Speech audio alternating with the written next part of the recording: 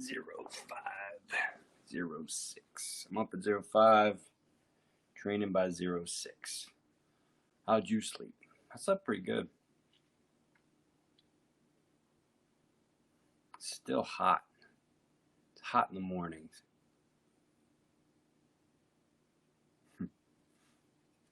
All right. So this week's stanzas, as I've gone through the Art of Peace over and over again, there are these kind of themes that start to show up. And the kind of theme of 15 through 20 was kind of looking to nature. And the theme of 21 through 25, it talks a lot about evil. That's kind of what it talks about for these stanzas, and it basically says that you just have to be able to contend with it, and that part of what it means to contend with evil, dark forces, manipulation, lying, deceit, is recognizing its pull and its allure. So that's what this week is kind of about. It's about the realities of evil and the choice that's available. So here's the 23rd stanza. The art of peace is not easy. It is a fight to the finish, the slaying of evil desires and all falsehood within.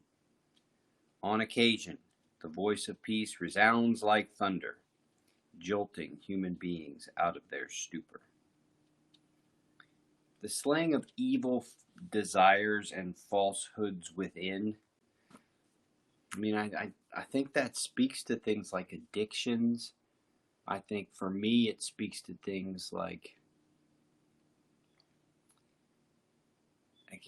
desires. I think what happens when we have addiction and desire, it's this relationship between kind of the need, the feeling like without it there's incompleteness, and what desires do to similar things, like, you know, the desire to consume alcohol combined with the addiction. So the two become a kind of a warped relationship to social engagement at large, right? So what happens is that the stuff that kind of becomes, you know, dominating and takes from you, so it becomes evil, the stuff that becomes evil in the process of it becoming kind of this darkness that's inside of you, it takes over what you're otherwise capable of doing. So it's not just that you're fortifying this relationship to the thing, but you're also getting in the way of anything else that could be taking place. And that's part of what makes things so hard, is that you've got to not only contend with the physical, mental aspect of what's going on, but you've also got to contend with the fact that what you have been doing isn't what you're going to need to be doing. So you kind of have to play catch up. And over time, that evens out. But in the beginning, it's difficult. It's because what you know is what you know. And what you're trying to get to is what you don't know. So part of the value of the practice, the 114 stanzas and essentially the 114 steps, is that in that 114 steps, you'll start to see what was underneath, and you'll start to build that up. So instead of building up the desires or the temptation, or not the temptation, instead of building all the desires and the falsehoods, the fakeness. Instead of building on that, you'll start to build on solid ground. It's like you built the house on sand. You've got to recognize that, break that house down, but then you got to rebuild a daggone house on something solid. And so that's the part that's so crappy. It's the part that sucks. It's not just solve the problem. While you're solving the problem, you're not building. That's tricky. That's part of what makes it hard. Anyway, let's do the practice here. So first things first, move towards comfort. And what cues you to comfort? So if for me, what I've noticed is whenever I get seated, the thing that I'm always looking for me, just me, is a kind of comfortable crisscross applesauce. So when I get crisscross applesauce, which is that, right? I have to account for my left foot, because if my left foot is there's too much pressure on my left foot, I strain the top of my left foot and it kind of hurts. So I've got to find this right thing. Then I've also got to find here. If I can't get this region here in my pelvis region kind of comfortable, then it's an uncomfortable sit. So for me, when I move towards comfort, I check those spots. So before we get going, move towards comfort. What's comfortable for you?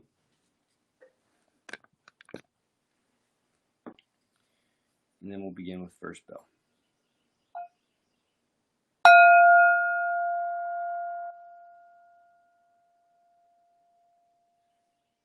So as the sound of that first bell disappears,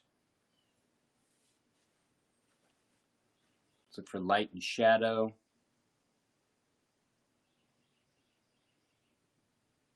Sound.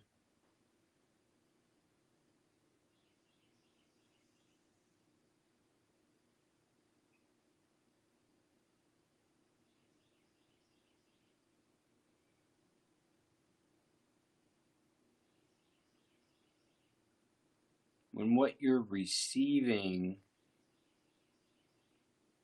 becomes very predictable, constant, you can kind of close the eyes and recognize safety, recognize predictability. It's kind of saying to the lizard brain, the brain that's very closely tied to your exteroception, your awareness of what's happening around you through your senses.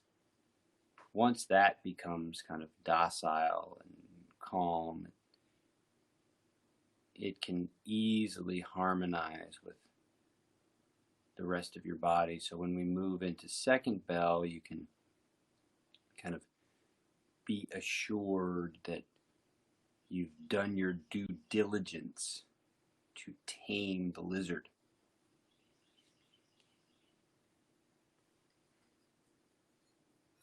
Second bell here is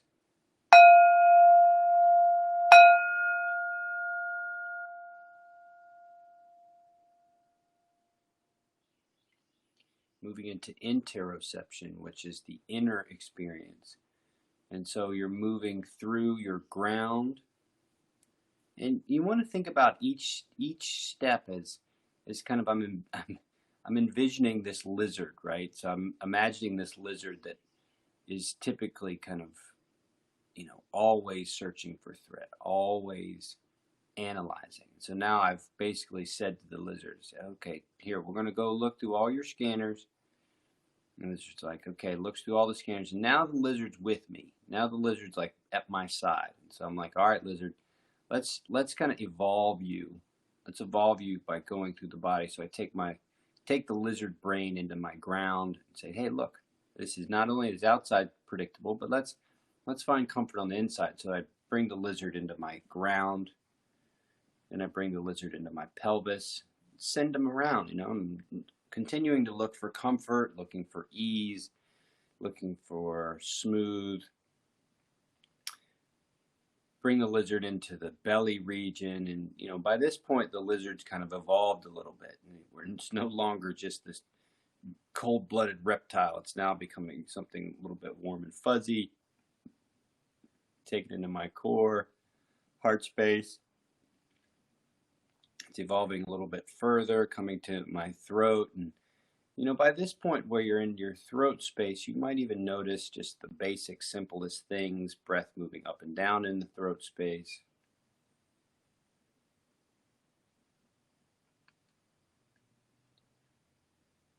Take the lizard up to the head. I'm like full mammal here. I'm like, moving into kind of like a, the monkey, right? So I'm evolved. I'm more evolved than I was. I'm now kind of an aligned, upright spine. I'm not bent over anymore. I'm not on all fours. I'm moving into the higher levels of my nervous system. I've gone through my body. Everything's pretty well squared away. I've really addressed comfort. And so the next is 3 bells, third bell.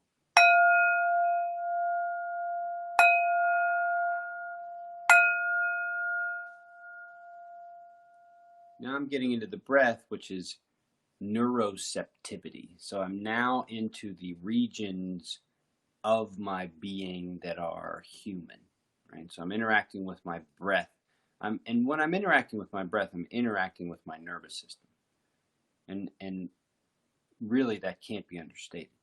Your breath here is interacting with the breath is a very human kind of thing, because you have a sense of agency. You're no longer kind of animalistic, instinct oriented only. You now have this choice, and so that's where the breath comes in. So let's just focus on the breath for 3 minutes. And one thing to do is just notice when the monkey mind, right? So the leftover from our evolution, right? The monkey mind starts jumping off to thoughts here, thoughts there. Just bring it back to the breath. And you can do things like say the mantra breath, breath, breath, breath, breath, breath, breath, breath, breath in your head. Or you can just focus on inhale, exhale. So whatever you need to do to take that monkey mind from jumping into the past and into the future, just to focus on the breath, do that now. We'll sit quietly for 3 minutes.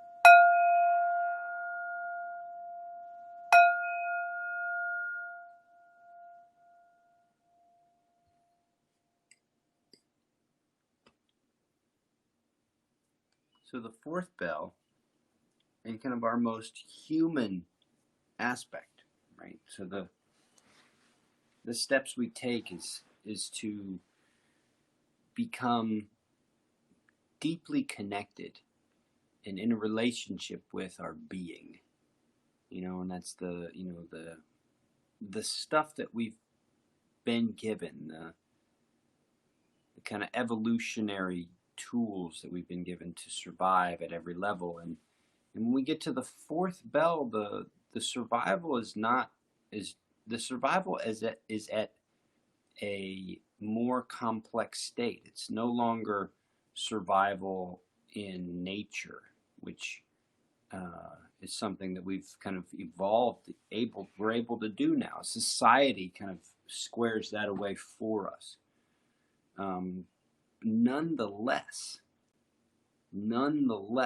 the evil still lurks in different forms. So it's no longer, a pack of wolves, right? Or, like a cobra or a lion.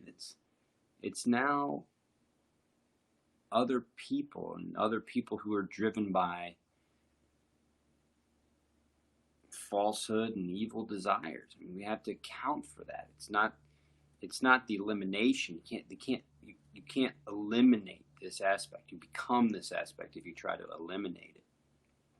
So what you do is you have to acknowledge it from within and then learn how to build other structures, because there's always the seed there that's part of the human experience, but it's whether or not you build from that space. And if you have built from that space, something inevitably will come along to shock everyone out of their stupor, which we're arguably experiencing right now. And so, again, the problem with evil is it just doesn't last. It's designed to break down. And so if whatever you're building on is building off of bad faith, is what I've offered in the title. If you're building off of bad faith, then it's inevitably going to fall apart, and you're just going to have to rebuild. So the idea is that you acknowledge that those potentials inside of you, which are desires, falsehoods, you recognize that, and as you start to break them down, you start to build with goodwill. So you build on top of the art of peace. It's like 114 bricks. And what that develops into is really beyond your wildest dreams, because you can't know how what you build is going to have an impact on your life or the impact of lives around you. You just know that you're building it off of good faith. And that's part of the cool part about the practice itself, is that by the time you've gotten through the 114 steps, it's remarkable where you've started and then where you finish. It's like, whoa. So anyway, I'll finish up with my interpretation and then we'll be on our way.